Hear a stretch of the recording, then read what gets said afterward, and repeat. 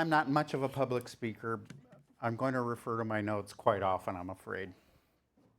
But I wanted to start by talking about my passion for jewelry, and I've often asked myself this when I was younger. What is my passion for jewelry? What keeps me going in it? And I have no idea. Um, I had this opportunity growing up in this family to do this, but I fell in love with it. It wasn't a given that I was going to do this. It was much more that way for my dad when he was out of college. But one of the things that I really love about jewelry is that it's my art that becomes part of your family. Like your mom wore a signature cuff or a necklace or concho belt, and that was just mom. She wouldn't go anywhere without it. And your dad might have worn a belt buckle and wouldn't feel dressed without that. That's what really touches me as an artist, that people are willing to spend their money on my art. It's the highest high that I've ever had. I really enjoy that. Like Mark said, my grandfather was driven out of Sicily by the largest earthquake and tsunami in modern European history. 800,000 people died. So he must have just been awash in death as a 9-year-old, a 10-year-old. So they left to come join his father in New York City. And my grandmother's story is just as amazing. Her town of Feltre, which was in Austria at that time, was occupied by none other than Erwin Rommel, who was an officer in the German army in World War I. And I actually saw that in his book. I was just floored. And on the train out, like Mark said, their mother died, and there's 4 sisters. My grandmother Aurora is the oldest, and she has 3 younger sisters. They don't speak the language. Neither did my grandfather when he came to the United States. What do you do as a 12-year-old when you've got 3 younger sisters and you don't speak the language? You have no idea what's in store for you. And my grandfather's American dream started in the slums of Little Italy, where he got tuberculosis. And I'm eternally grateful for tuberculosis. Otherwise, we would have been New Yorkers. And I love New York and I love New Yorkers, but I need the sky. My grandfather came out to recover from TB, like Mark said. And, you arrive in Santa Fe, especially from the East Coast, and there are sunsets, that are magnificent. And you smell the rain and the pinon. And you eat the pozole. And how are you not going to fall in love with that? It's especially, I think, in the 20s, must have been paradise for him. And there was just no way he was going back to New York City, much to Nathan Stern's, regret. And Santa Fe, of course, was just a little town at that time. A lot of course, Native American, Hispanic, and then there's this art colony there too, writers and poets and musicians. Scientists come later, to Los Alamos, but everyone comes into Santa Fe, and it's just such a wonderful mix. And then there's the food. I got to mention that again. And they all gathered in his store. He opened right on the plaza, essentially catty corner from La Fonda Hotel.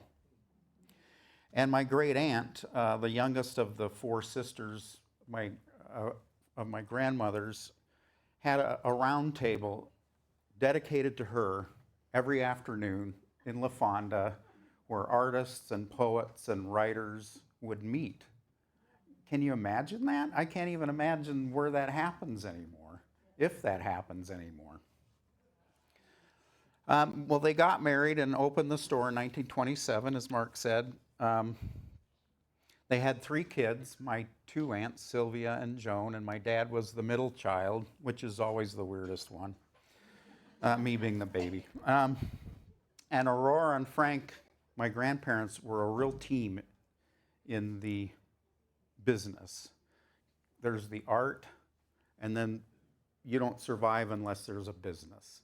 And so just like my son and his wife are doing, she took care of the business and he took care of the art. This photograph I have of his, he looks like a teenager. He looks dressed as an Italian. He's not looking terribly American there. So this fascinates me, this picture. But here's the piece that's actually in the Smithsonian. I actually had a customer come in and say, I want to give you this bracelet. Well, wait, this is valuable. I can't just accept this, you know. It really startled me. I had no idea this was ever gonna happen. I mean, who does that? And she said, give it to a museum. So okay, and I put it in my safe, and it stayed there for, I don't know, 10, 15 years until we had the opportunity to get it into the Smithsonian. But he started using floral designs. He had a real Mediterranean sense about his work. This was very different from what was going on in Native American silver and turquoise at the time in the Southwest. He's probably the first one to use leaves. This was in the 20s and 30s, and making flower designs with his silversmithing. And I just love this style. To me, my grandparents, Frank and Aurora, it was just sort of a magical, like Camelot feeling that I had when I was around them. They had this beautiful home in Santa Fe up above an arroyo, and we just saw what it sold for like last year. Oh my God. And it was just like mystical, and then I would see my dad going, yeah, that's my dad. I mean, get over it. What about me? Yeah. Dad was born in 32. Well, let's look more at Frank Sr.'s designs.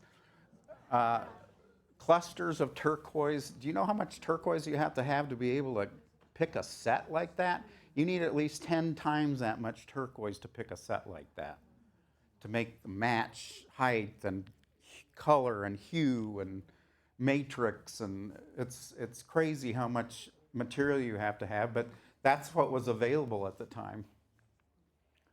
This is a collection of my aunts who just recently passed away.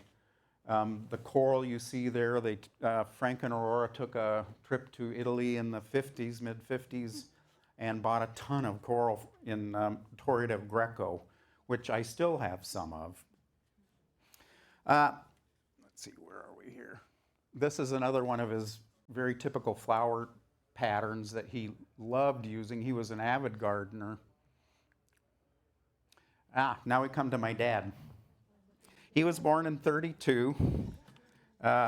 He's grew up in Santa Fe, which just must have been wild at the time. It was just, again, it was such a stimulating place.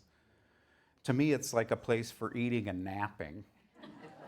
And what else are you going to do there? He went to U of A, graduated from U of A, was an ROTC officer, a 90-day wonder. He did his military service afterwards. And then he's married, had 3 kids, got divorced, and was a hippie. He wanted to live a very free lifestyle. Apparently it was free of kids lifestyle. I love my dad, but I gotta be honest. This is the piece of his that's in the Smithsonian. This was the one that's in the Smithsonian he actually made for my mother in the 60s. And I actually have one here. He made 2 of them. I have one, and there's one in the Smithsonian. So that's pretty cool. My dad was a world traveler. I think Africa was the only continent he didn't make it to. And he was imported New Guinea tribal art for decades with his best junior high school friend. And both my dad did many competitions, national and local competitions, which he won. Hey, what happened?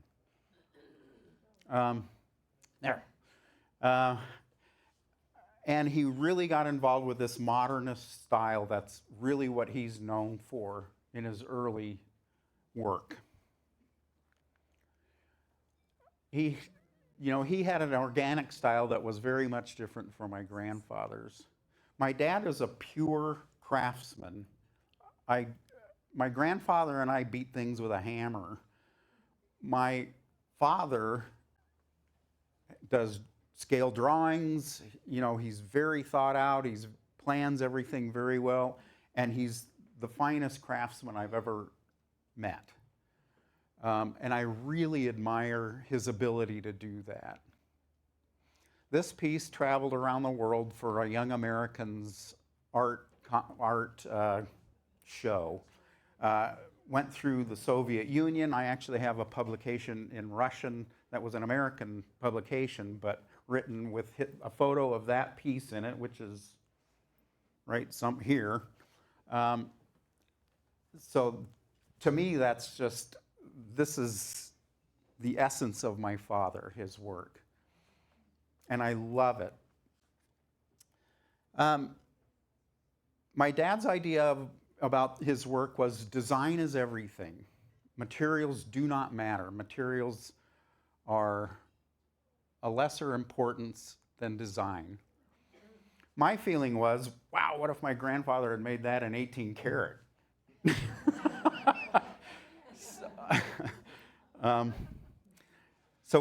And they both had very different styles, designs, but there was a lot of crossover between them, and we still make my grandfather's style work. I was born in 1961 at Tucson Medical Center. Are there any of you here? Yeah, there we go. I grew up going to the gem show, so that was going to figure very big in my career as a silversmith. I hated going to the gem show with my dad. It was so boring until I became a teenager, oddly enough, and I fell in love with it. And I just started thinking, wow, I really want to use that color. That color is just amazing, and that kind of a thing. I apprenticed to my dad. I actually took a high school class with him and my sister for high school credit. And Dad made a very formal class and taught us. And my sister was so much better than I was. But she became an engineer.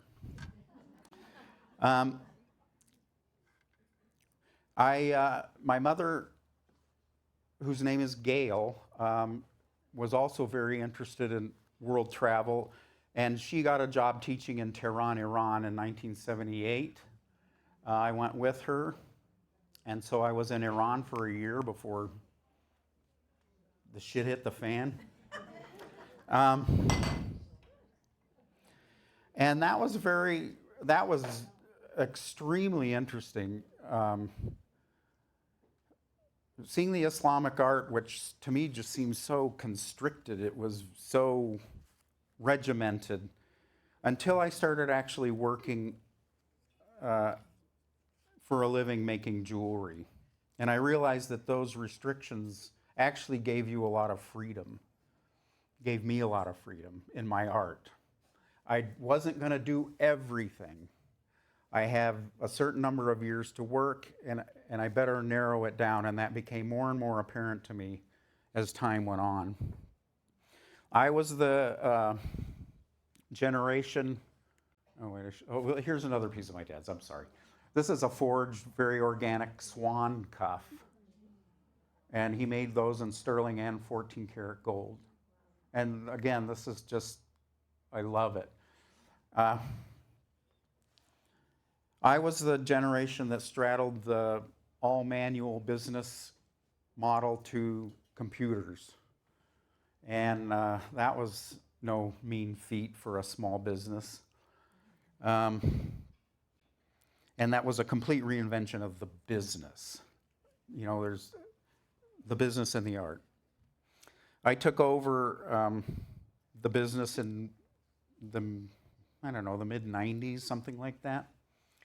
And this is one of the pieces I made, Marco's mother, one of the first pieces I did on my own with colored stones from the gem show. And I worked in gold and silver in this one. I had kids, my two oldest, Marco and his sister Celia, and fell in love with being a dad. And as time went on, my work, my career bent around them in terms of how much time I could spend at the studio versus when my kids need me as a single father. I've had opportunities to teach jewelry. I've taught jewelry quite a bit over my career. I've taught in Florida. That was really fun. I've taught in Tucson quite a bit. Marco started working with me about 12 years ago. I had to homeschool my youngest son during COVID, so there was not a whole lot of time for the career. But that was really a neat time. I got to know my youngest son in a way that I would never have the opportunity otherwise. And I really grabbed onto that. Most of the work that we do is fairly solitary. I don't like to take pictures of things that I'm making, like in-process pictures, because I'm scared to death that it's not going to work out. And I'll be damned if anybody sees it until I'm ready to show it. Maybe that just means I'm controlling. I don't know. So to me, doing my art, doing my craft is very private.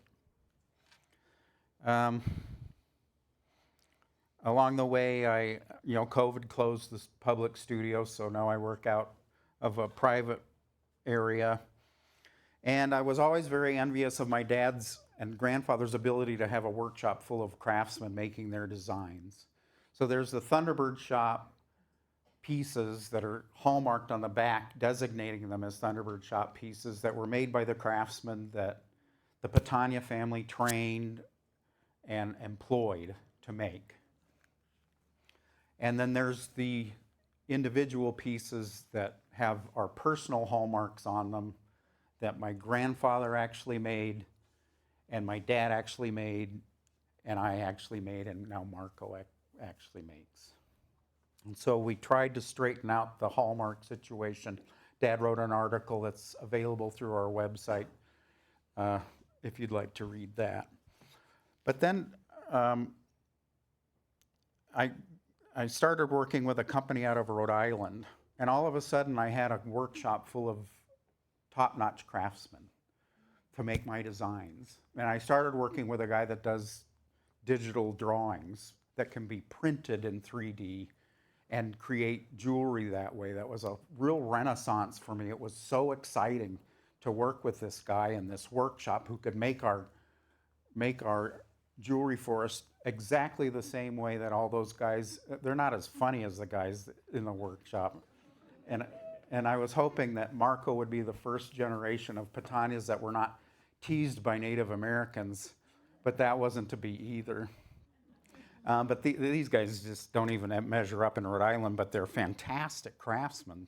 So we have what we call our Patania collection, which are pieces that were bestsellers of 3 generations, now 4 generations, that we can have made for us in a workshop with top-notch craftsmen that I didn't have to train. That's monumental. My grandfather never employed craftsmen. He employed friends of the guys working there, and he would train everybody and provide tools and all the materials and all of that. My dad did the very same thing. But boy, that's expensive nowadays. So it was really exciting for me as an artist to have the hands of the artist move all the way to Rhode Island with me not having to leave Tucson. Um, so that piece, there's another piece heavily influenced by the gem show, Falling in Love with Gems. I met a man here in Tucson who was a designer of stone cutting gems. I didn't even know that was a thing. And he published his designs, and he was very well known in the area and internationally. And he taught me all there was about colored stones. So I could teach you how to judge a well-cut stone in about 2 minutes, if you're interested. Here's more of my early work, again in gold and silver and colored stones. Then I had another friend who had a store on 4th Avenue, and he would sell me stuff like this sugilite, which was completely odd-shaped, but just wonderful, beautiful stuff. Opal and diamond. We had a show in 1999. It was the Tucson Museum of Art Stonewall Foundation show. And I used that show to do a bunch of gold and platinum work with diamonds and colored stones. The big deal in my family is to differentiate ourselves from the previous generation. So that's what I did. That's what I used that show for. And this is the kind of work that I was making. Those are the most beautiful opal I'd ever worked with. Here's another example of my work where turquoise is our passion. We just love turquoise. I'm a recognized turquoise expert if you have questions about that kind of stuff. But so here I'm combining in 18 karat gold, which is my favorite material. 18 karat gold and platinum are my absolute favorites. Silver and turquoise is like old home for me. I love going back to that. But I also like doing this kind of stuff. My grandfather, this was part of his cache of coral that he bought in Torre del Greco in the mid-50s. And it was very organic. I'm like, God, it just really bugged me. What am I going to do with that? So I came up with that style. This is another one of my pieces where this to me looks very Mediterranean. Of course, the coral is. So I also got that influence from my grandfather. Here's more of that very free-form coral that I just was bugged by for decades until I figured out, wow, this is what I can do with this. And this is a cuff in sterling silver. My process, I don't draw. I'm really lousy at drawing, which makes it hard to deal with customers. But I've had a whole bunch of customers who just trusted me, which is just shocking to me. I mean, who would, but they're spending some money to have something made, and I can't even show them what I'm thinking. It's a real problem. You guys are laughing. You should be crying for me right now. Guess that didn't work. So I usually just start out in the metal. Even if it's gold and platinum, I just start in the metal. Sometimes I'm inspired by a stone. Sometimes I'm inspired by the metal. Sometimes it's combining a stone with a metal. New techniques fascinate me, so I'm always looking for new ways to do things. That's what I loved about the digital drawing. One of the things that I like that I've been working on actually with the digital artist is like this picture frame back here. I'm going to come out with bolo ties and belt buckles with that gold frame looking idea with stones in it. I'll be able to do all kinds of stuff inside that. But my dad has a Ross Stefan that has a frame similar to that. And it's just intrigued me for years. So, I get ideas like that. Architectural elements, like the edging on the Pioneer building, really got to me early on, and I started making things like that. So when you're down there, take a look at that. Here's some of my work. Now that's pretty darn organic right there. This was some premium Bisbee that I had. I got from a friend of mine who lived in Bisbee. And it's platinum and 18 karat gold. But then, I tip back and forth between organic, and then something like this, which to me looks Egyptian for some reason. But those were some amazing, I think it was tourmaline, that I got from my friend Jeff Graham, who was the man who did cut designing. So I get to jump back and forth between the two major influences in my career, my grandfather and my dad. I also love Spratling in Tosco, Jensen. That's the kind of stuff I really love. This is actually a cuff that I carved out of platinum. Now, nobody does that. Nobody in their right mind does that. Because you're trying to be very conservative with a metal like platinum and gold. And I don't want to be conservative with those metals. That's one of my main objectives, is to be somewhat outrageous, like this piece, with expensive materials. Because it's really hard to bring yourself as a craftsman or artist to spend that kind of money and make something crazy. It's easier to be conservative and put some diamonds in there and just, shut up brain, let's just do this and make a sale kind of a thing. Let's see, where are we? This is my piece that's in the Smithsonian. It's 18 karat white gold with a tourmaline that Jeff Graham cut. And it is sort of a fusion between grandfathers and dads. It's very much influenced by dads, but then it's got these curving elements that go up, and that to me is my grandfather. Here's a pretty organic piece, very much influenced by my grandfather, made in a way that he didn't make stuff. This is actually sapphire, 18 karat gold, and sterling silver. One of the things that this workshop in Rhode Island allows me to do is to reinterpret dads' and grandfathers' designs and offer them at a not vintage kind of a price range. This, of course, is this. Shrunk down.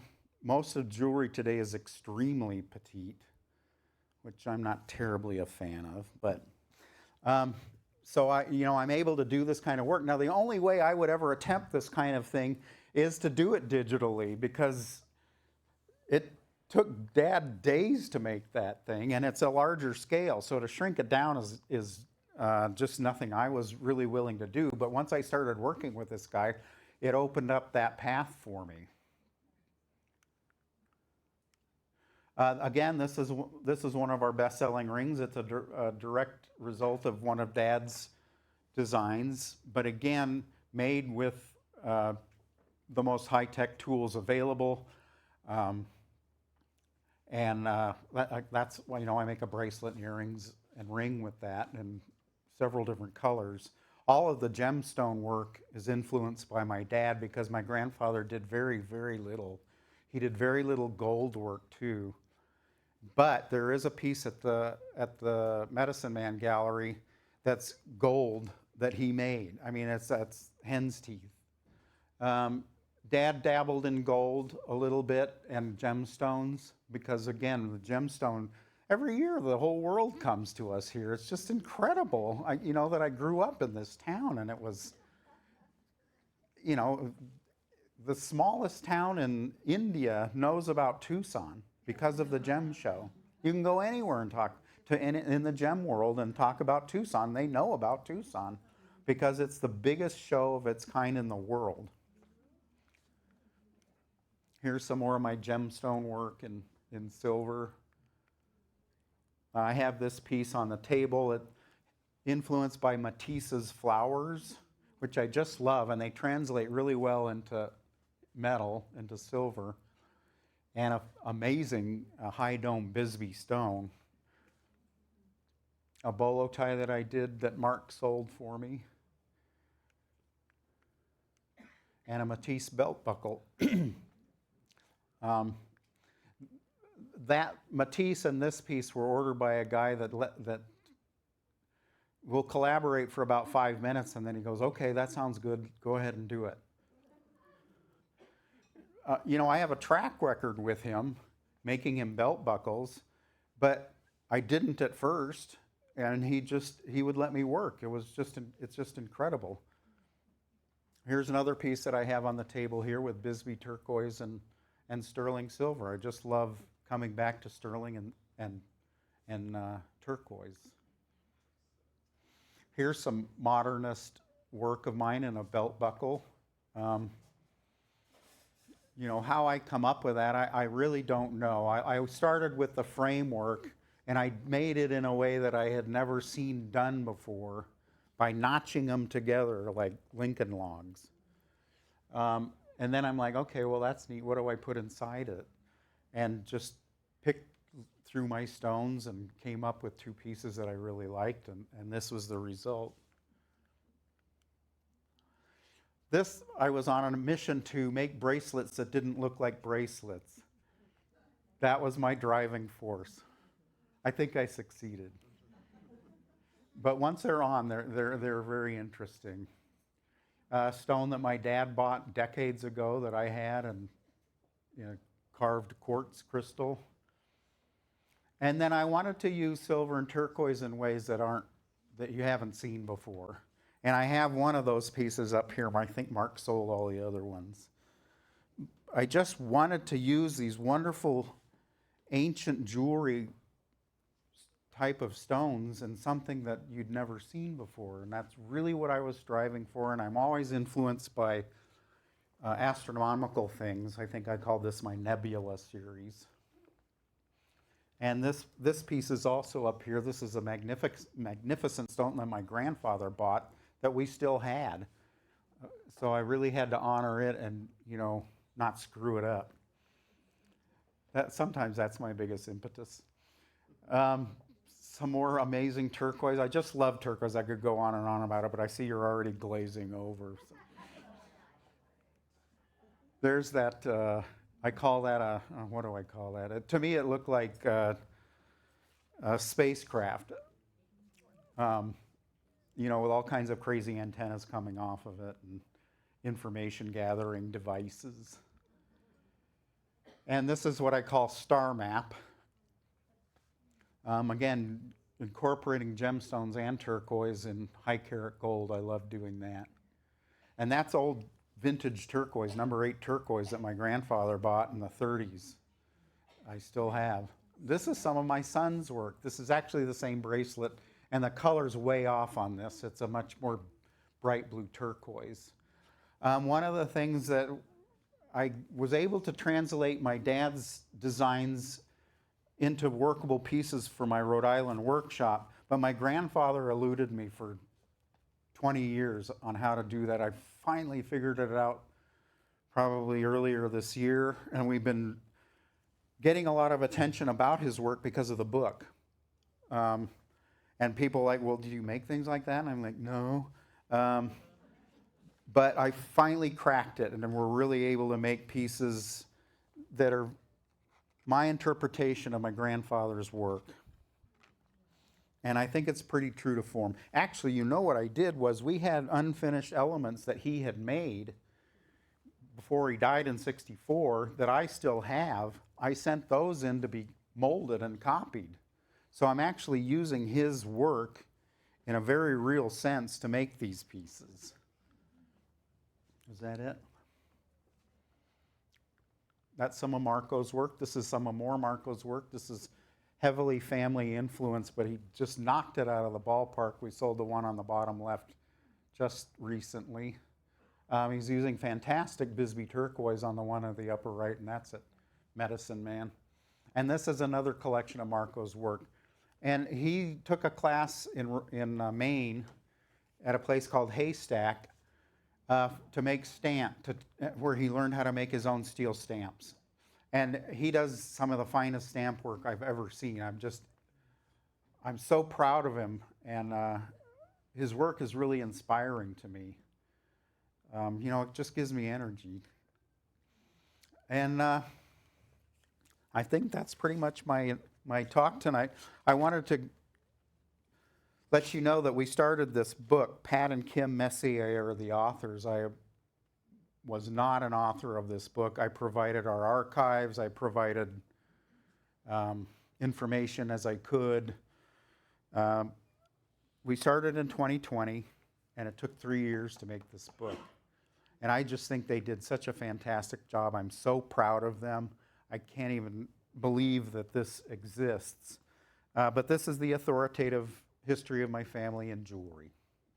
Thank you so much for inviting me to talk.